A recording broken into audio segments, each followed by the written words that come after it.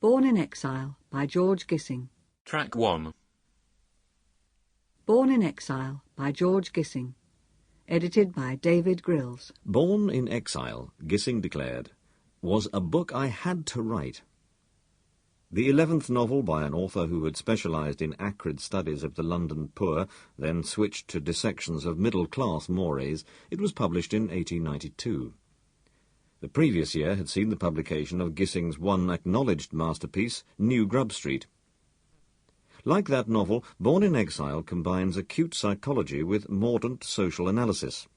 It is excellent on shame, jealousy, temptation, the hopes and resentments of the socially thwarted, the nerve frets of anxious intellectuals. It also deals with large late Victorian issues, the conflict between science and religion, the insidious persistence of the class system, the question of the relations between the sexes, the loosening grip of conventional morality. Yet it is a novel in which almost nothing happens. In outline, its plot could scarcely be simpler. Godwin Peak, a young man of humble origins, weary of exclusion from refined society, finds himself playing the hypocrite with a respectable family called the Warricombes.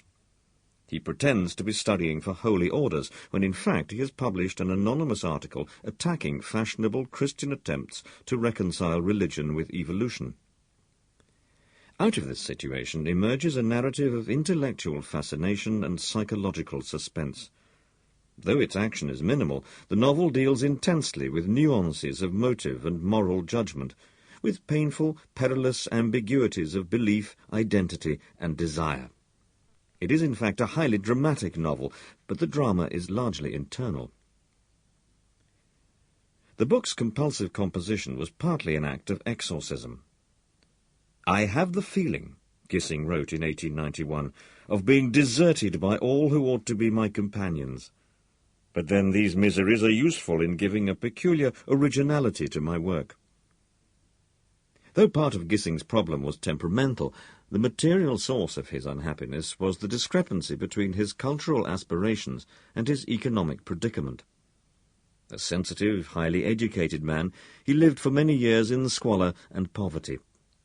Alienated by those who surrounded him, he also felt exiled from an ideal community in which wealth and comfort would be happily combined with free inquiry and a love of beauty. At 15, Gissing had won a scholarship to Owens College, Manchester. As a gifted and phenomenally hard-working student, he seemed set for a successful academic career.